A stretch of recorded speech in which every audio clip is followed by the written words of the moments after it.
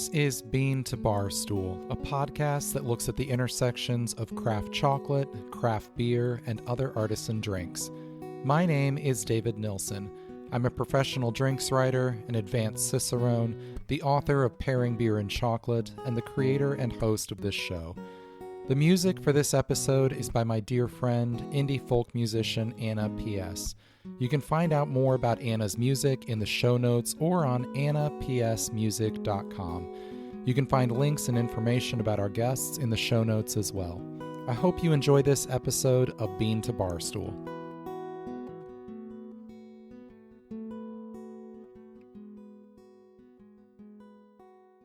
The story of Vaka is, what if this works? What if this is tasty? What if this is the best chocolate you've never had before and you're about to have it? And that's what happens. That's Serge Savchuk, owner and chocolate maker at Vaka Chocolate in London, Ontario.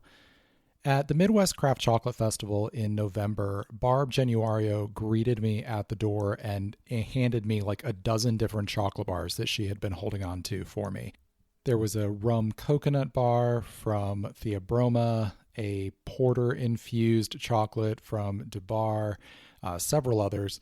Among them were 4 bars from Vaka Chocolate, which she had picked up at a recent chocolate show in Toronto.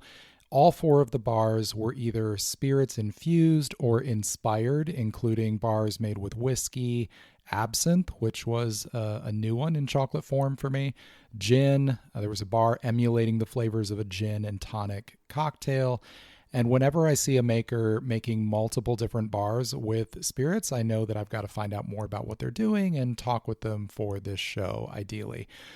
Incidentally, if you've been hearing about the Midwest Craft Chocolate Festival a lot recently, that should be a testament to what a cool little show that was. I know several of my recent guests, both here on the show and on the blog, were folks that I either met or got to know better at that show. They recently announced the second year for the Midwest Craft Chocolate Festival. It's going to be November 21st and 22nd. Much more news and information coming out about that in the following months, so stay tuned on that. I recently talked with Serge at Vaka Chocolate about the inspiration behind these spirits bars and some of his other inclusion chocolates, what motivates him in developing unique inclusion and infusion bars. What I was left with was his childlike sense of wonder at what flavor can do, and which is an idea that has been central to Bean to Barstool since we launched almost 5 years ago. So I'm really excited about this conversation, and I think you'll enjoy it. Here's my conversation with Serge at Vaka Chocolate. Serge, thank you so much for joining me this morning. I had the opportunity to try a number of your bars recently when our mutual friend Barb shared those with me, and they were all really fascinating. I tried a number of your bars that were made with different spirits, and I'd love to hear a little bit more about those. Tell me a little bit about your inspiration behind developing some of those bars.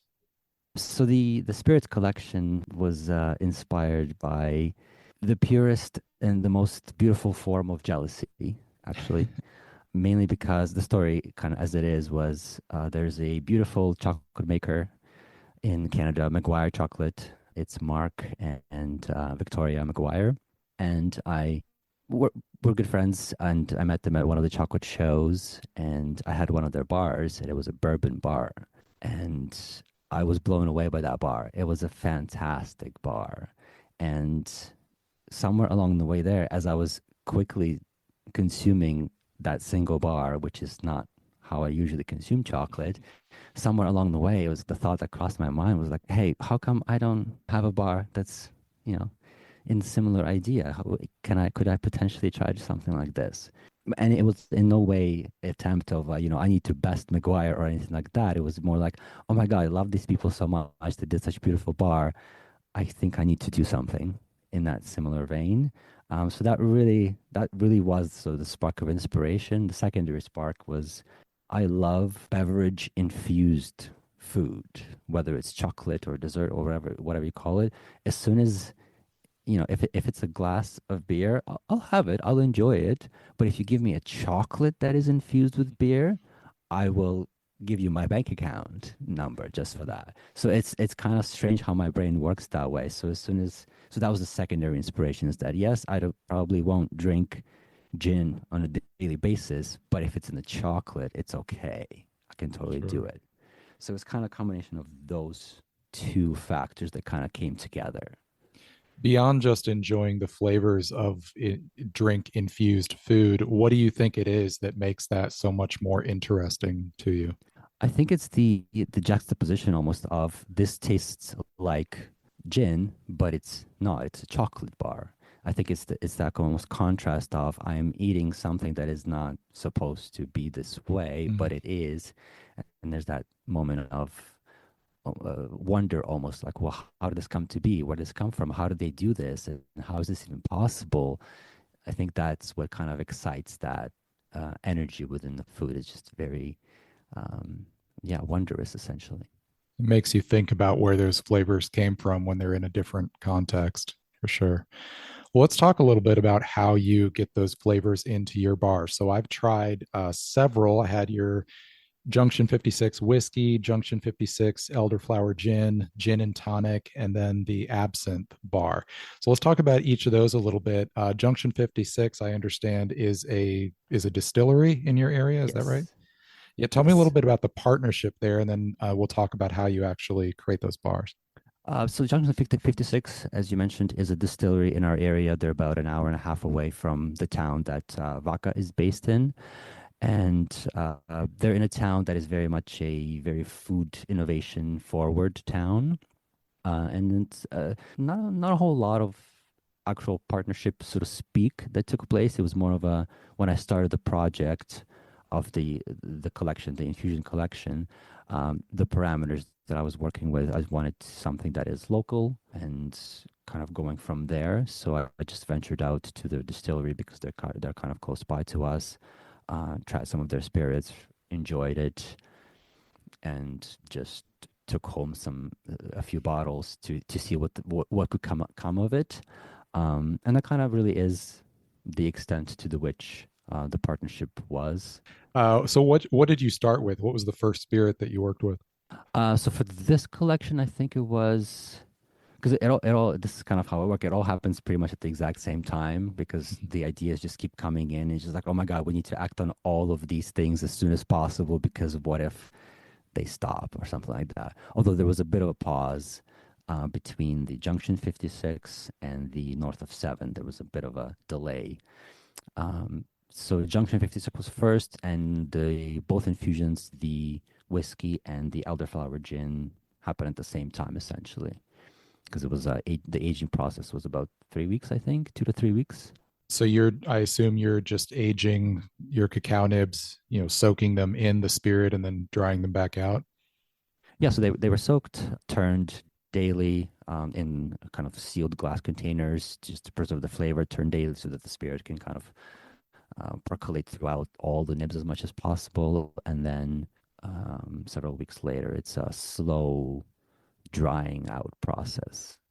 Okay. Are you letting That those just dry organically, or are you putting those in a low temperature oven, or how are you doing that? It's a low temperature dehydrator. Okay, cool. Have Hmm. you found you mentioned 2 to 3 weeks? Have you found that different spirits require different times in order to infuse the best flavor? Yes, the stronger the spirit, the shorter the infusion time.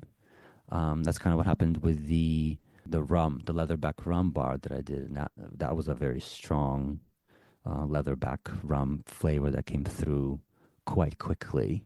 Whereas I found that elderflower gin was much more mellow, so I think it went possibly more than 3 weeks for the infusion. Have there been any spirits that you've tried that just didn't work out the way you wanted to? Couldn't quite get them where you wanted them to be? Absolutely. There was very early in my chocolate making journey, you might notice a similar pattern where there were, again, ideas that needed to be acted upon very, very quickly.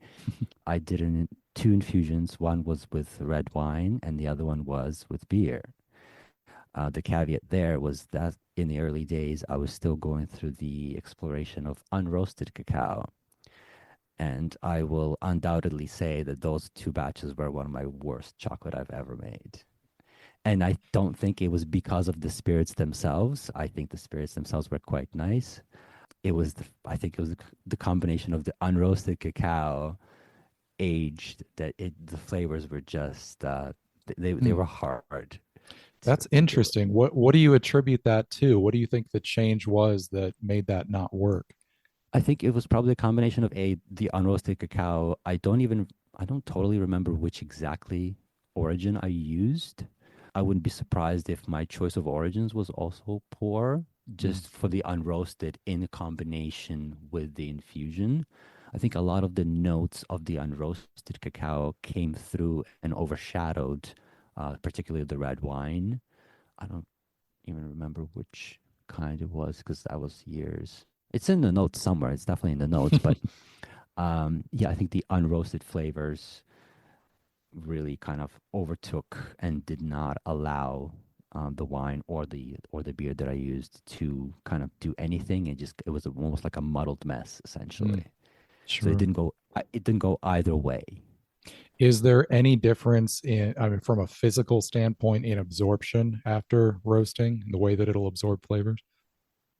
Yes, because unroasted cacao is a little bit more wet, so it does not absorb as much of the flavor and essentially the liquid. And once you've roasted cacao, it will definitely absorb at a higher rate Okay, and retain, that at makes least sense. in my findings. Yeah.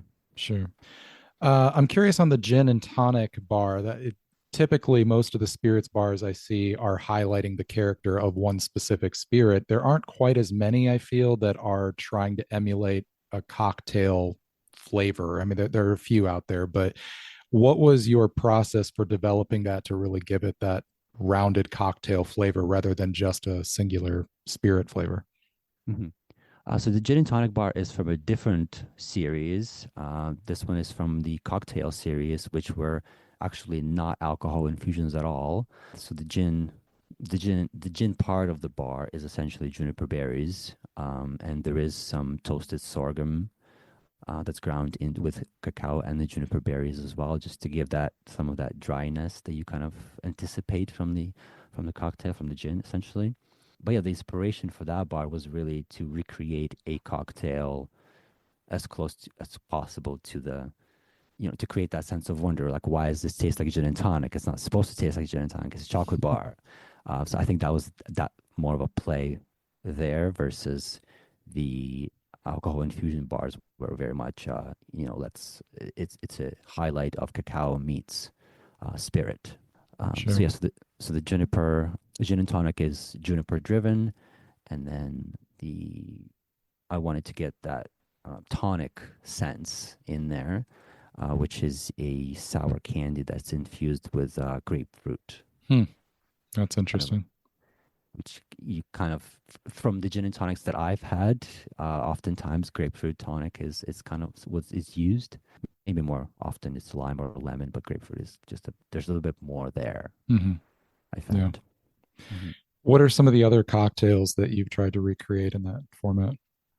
There was I think it was a Moscow Mule. There was some kind of a mule that was super fun. I think that's the only one. And then I kind of switched more to kind of childhood sweet beverages in the vein of root beer. Most recently, I did a cola bar, so just kind of went a little bit in the other direction. But I think. And are those made with the beverages, or are you just trying to recreate those flavors? So those are a recreation of the flavor as close to the original as possible, and that's also it's a very different way of working, but it's a very interesting way of working Hmm. because to get in that root beer bar, um, it was a total accident. I was hoping for the best or the worst, and it kind of turned out to be the best. But yeah, recently I've kind of went into exploring more of the childhood beverages, if you will. But I think if my notes are correct for 2025, there's going to be a series of cocktails Oh, kind of cool. in the vein of gin and tonic. And there's going to be at least two more for the 2025 holiday season. Are you able to share what those are going to be in advance, or is that a surprise? It's as much as a surprise to you as it is to me. I just know it. I know it's going to happen. I don't know when exactly. Well, I know by when it has to happen. I don't know when exactly it's going to happen. It probably will be a very random conversation with somebody about some cocktail they had or something to that vein. That will, because that's just in historically, that's how my brain has worked in the past. Fun. Let's talk about the absinthe bar because I don't think I haven't seen another maker work with absinthe. It's such a challenging flavor, potentially. What went into working with that, and what were the challenges that you ran into with it? Another total accident was not even the absinthe was not even on the list when I was doing the spirits series. It was not even on the list of spirits to work with. I was looking for a rum distillery nearby, and I came across North of Seven, who are somewhat nearby. They're a little bit further from me, and as I was kind of researching them, they had partnered with Evil Wizard elixirs, and they brought in this absinthe, so it was available. And I've only had absinthe like twice in my life, and once of it was probably when I was not supposed to have absinthe, anyways, age wise. But there was a memory attached to it. I was like, oh, that was really cool. Maybe part of it was cool because I wasn't supposed to have any, but also it's just a very unique flavor experience. And I also do enjoy it largely because of the licorice warm wood notes. I'm a fan of licorice myself, so that all of that kind of aligns. So it was a spur of a moment as I was getting the rum. I was like, hey, they have absinthe. Let's just, why not? I was going to go with 3 bars, but we're going to do the fourth because it's absinthe. Um, and uh, the major consideration was definitely I was very careful with the cacao that I chose for it. I was, if for whatever reason, I felt like the other spirits would come through, had a had a good chance of coming through, and the cacao still made a big difference as to what it should have been. But for the absinthe, I was very, very careful, and I went with the Mexican white criollo from Jesus Maria Mm.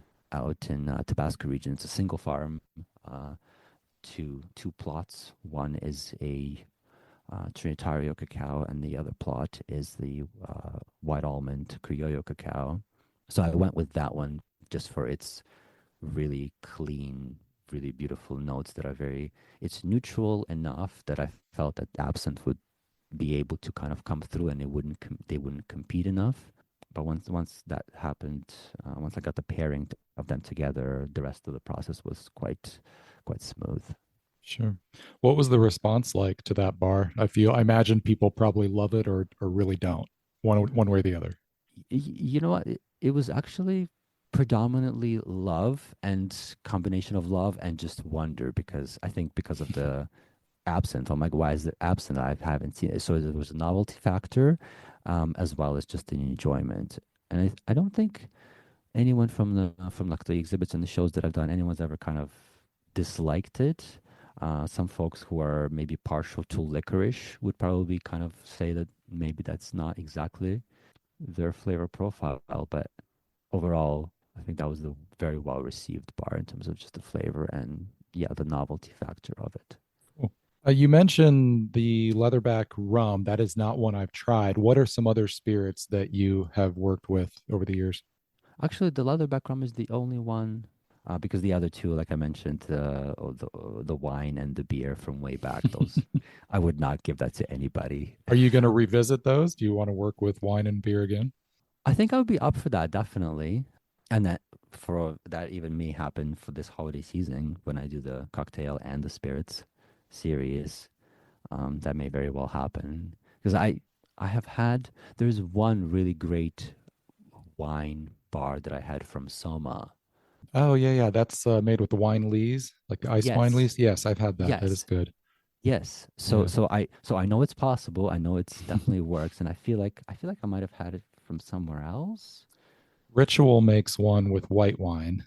I feel like that might be newer because I definitely went through a ritual shopping spree at some point, and I don't remember that, and that would have definitely been in my basket. And as well as beer, like beer, I've definitely had some really nice bars with beer. The particularly standout one I am not even going to try to say their name, but these guys, where are they? Eastern Europe. Oh, Rozsavolgyi? Yes. Yes, I've had Have you that had? bar. It's Have you had? it's really unique. They're making that with, I believe they're using crystal malt in it. So you're actually getting Yes. like that sweet candy malt flavor. And that's the part that blew me away because it was very unique, like you said. It's very different than other infusion bars, and it had that little something extra. Hmm. And some of that malt really kind of reinforced for me the flavor that they were kind of going for. Like it felt like a very wholesome experience. So like they thought about this bar a Yeah. lot. They also Um, have a beautiful mold. Those are some of the most beautifully yeah, ornately pressed bars. absolutely. And the wrapping is like everything they do is great. I've had some of their bars, and everything they do is fantastic. Yeah. Yeah, they do one with lavender and I think star anise. That And it is, has candied lavender on the back. I can't remember if there's actually candied lavender. I just remember the flavor of it being lavender and star anise. And so it has a little bit of that black licorice, but it's tempered Hmm. by the more floral lavender with it. It's a lovely bar. Yeah. What are some other concepts along these lines that you would like to explore, whether that's this year or down the road? I've been curious about the process of smoking, smoking Mm. the cacao nibs and developing some of that smoke flavor, getting it into the chocolate. Outside of that, it's the latest trend for sort of my way of working is definitely recreation of something. So deconstruction and reconstruction Mm. is what I've noticed that I tend to gravitate towards. And most recently, the cola bar was definitely sort of a testament to that. Mm. So I think it's very likely that I'll be driven by the deconstruct reconstruct process and whatever that entails. That can be just about anything, which is kind of the exciting part, but also terrifying because you don't know which way it's going to come at. But I think that's the kind of the driving factor in the back of my mind that has always wants to just recreate something for that, again, that sense of wonder, if you will. It's interesting to hear you talk about this because I feel like if I were a chocolate maker, my knowing myself, I would be, if anything, over planning. I would be making lists and like really detailed plans. And it sounds like you're like for you, discovery is part of the process of making. You're kind of discovering and exploring these along the way. Yeah, I think it's definitely a process that it has a certain level of chaos to it, if you will. Probably because the rest of the work is very much list driven. There's a schedule. You adhere to the schedule. You need to produce this amount by this time. So I think it's the play off of scheduled and regimented and versus let's kind of introduce some chaos and something dynamic and see kind of how we can disrupt the process and what comes of it. And I think there's somewhere in where the two meet, and that's usually what happens. That meeting usually takes place in my head, which sometimes is super fun, sometimes it's a total mess. But I think that is one of the driving factors for just the creation, the making of the food, and just staying connected with it. Chocolate is such an amazing platform for exploring other flavors. I love that it affords that opportunity, even for you as a maker, to be able to kind of have that surprise and discovery in the midst of what is otherwise, like you said, a very regimented, specific process. We'll be right back. Are you passionate about beer, dreaming of crafting the perfect brew? Cincinnati State's Brewing Science program is here to make that dream a reality. Imagine learning from some of the best in the world. Their faculty are seasoned pros with years of experience in the beer industry. You'll get hands-on training in their in-campus brewing lab, turning classroom concepts into award-winning creations. Cincinnati State offers an associate degree and several specialized certificates to tailor your education to your career goals. Whether you're just starting out or looking to deepen your expertise, they've got you covered. And they know life is busy. That's why their in-person classes are held in the evenings, perfect for those with full-time day jobs. And with some of their courses offered entirely online, you can brew up your future without being on campus every day. When you finish the program, their strong connections with local breweries mean you'll be set up for success in the job market. Make a choice for your future today. Visit cincinnati-state.edu/brewing for more information.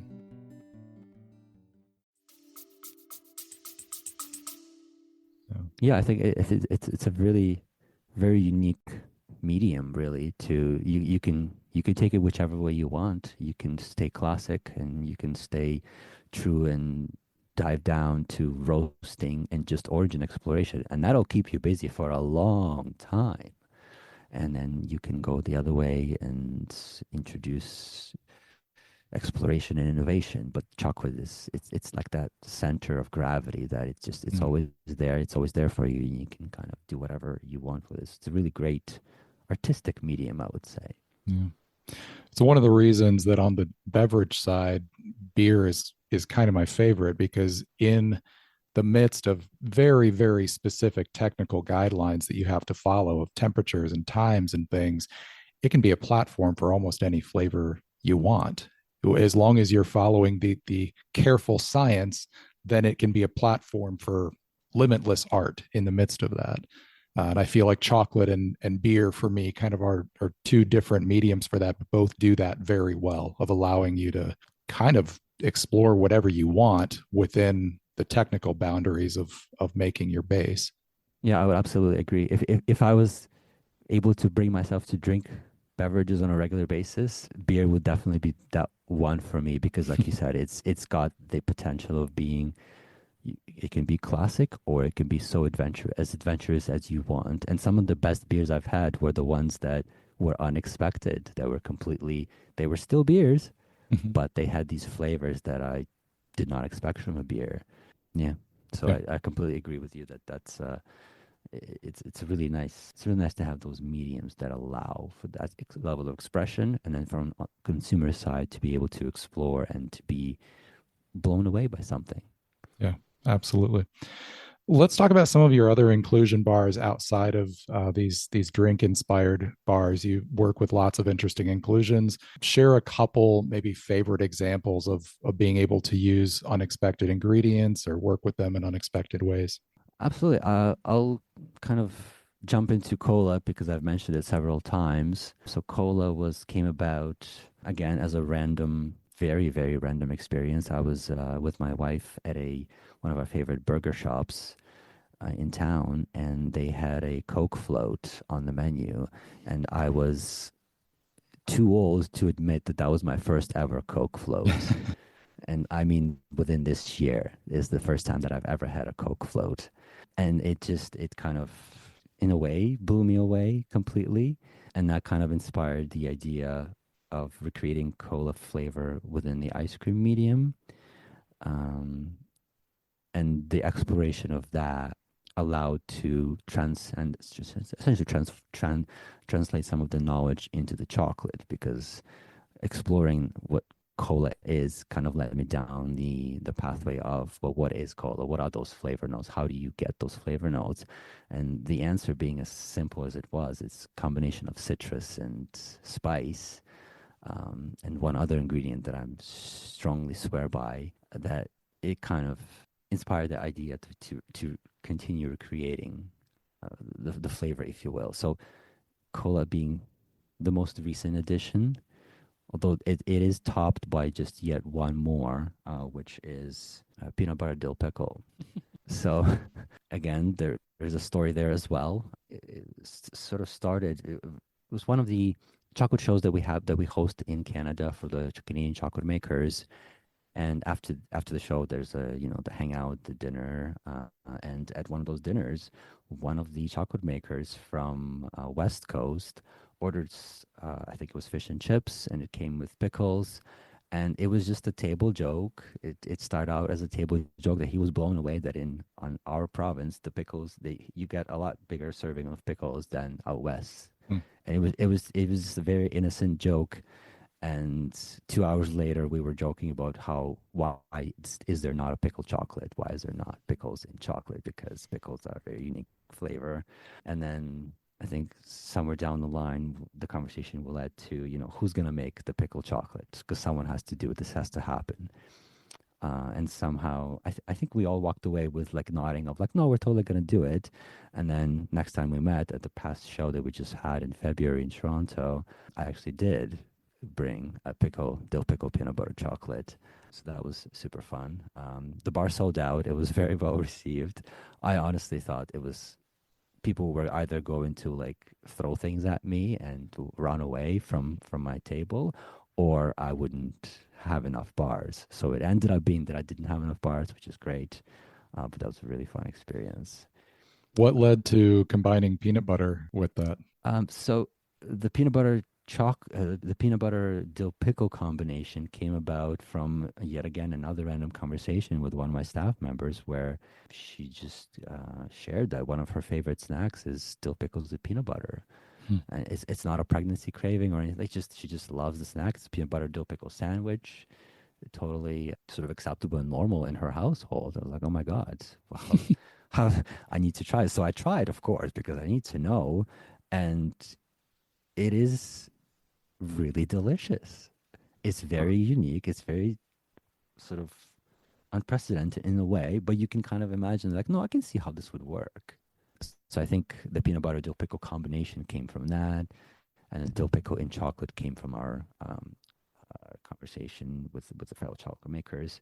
So then I went for the both, to combine the both into the chocolate, because like you and I discussed earlier, chocolate is that perfect medium for exploration and expression, essentially. So how did you get the dill pickles into the chocolate? Is it slices? Is it just like juice that you're like, what are you doing? It was a kind of two-way infusion, essentially, not infusion, inclusion, to be technical there. There were dill pickles that were dried out, essentially dehydrated, low temperature, so they had a little bit of a crunch to them, but not rock solid. So those were sprinkled on the back, and there was also a dill pickle potato chip that was folded into the chocolate. So you kind of got two different layers of dill pickle coming through, because the dehydrated dill pickles carry a lot of flavor. Surprisingly, I wasn't sure which way it was going to go. I kind of expected them to lose a lot of it, but they retained a lot of that, specifically dill, but also some of the acidity as well, which again was not expecting, being a dehydration. The dehydrating process should have carried most of that away, but it actually retained quite a bit. So yeah, it was essentially a dual flavor infusion, and the peanut butter was a peanut butter milk chocolate, if you will. Well, that is one of the most unusual bars I think I've ever heard of. I would be very curious to taste that. Last thing I want to talk about is your wrappers. We talked a little bit about the wrappers and the artwork for Rozsavolgyi, and appreciating that. Yours are also quite eye catching. They're very like colorful patterns. How do you create those, or do you have an artist you work with, or what do you do to get those? So this particular sort of generation of wrappers, we actually use origami paper. My wife is a huge fan of origami, so it kind of naturally transitioned into becoming the wrapper, and kind of adding that extra layer of hand-folded personalization to it, as well as working with almost preset art that there's a process of picking out which wrapper matches which bar, and kind of tasting with color, essentially, and kind of finding that happy marriage, which I found to be a very interesting experience. In the past, in the earlier days of Vaka, I did all the chocolate wrappers artwork. And then as the business kind of progressed, the strain on the hours of the day kind of started creeping in. So I had to find ways of staying still creative and connected to the art form, but just through different means. And I always loved the minimal die line, minimal stickers, if you will, folding of chocolate, just kind of keeping it very personal. Mm-hmm. And just a huge fan of origami in general, because you can make just about anything out of using the origami techniques. So I think it's the combination of those that led to finding a source of origami paper and kind of translating it into the wrappers for Vaka. What story are you telling with Vaka? What if, essentially, it's the story of Vaka is what if this works? What if this is tasty? What if this is the best chocolate you've never had before, and you're about to have it, and that's what happens? What if you've never thought that chocolate and peanut butter and dill pickles go together, but turns out they actually do? I think so. It's the chase of that moment of wonder and discovery, the one that I cherish from childhood, essentially, when everything was super new and super exciting, and you're like, "Oh my God, this is the best apple I've ever had," and it's just a regular apple, but it's the first apple you've ever had, and so it ingrained in your brain that recollection and that memory of the tastiest apple ever existed. So I think it's the Vaka's mission is to chase that moment and get as close to it as possible. Sometimes it's further apart, sometimes it's closer. It doesn't even matter how close we get. That's not even the point. I think the point is just to continue chasing that moment of wonder.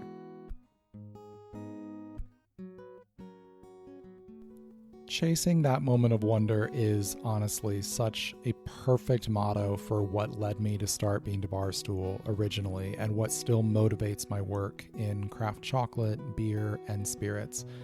I found Serge's thoughts here rejuvenating in the midst of what has been a rather taxing 2025 so far. You can learn more about Vaka Chocolate at the link in the show notes and order their bars. Thanks so much to Serge for coming on the show today. Thank you all for listening. If you enjoyed this show, please leave a review on your favorite listening platform. It'll help others find Bean to Barstool. I hope you enjoyed this episode of Bean to Barstool.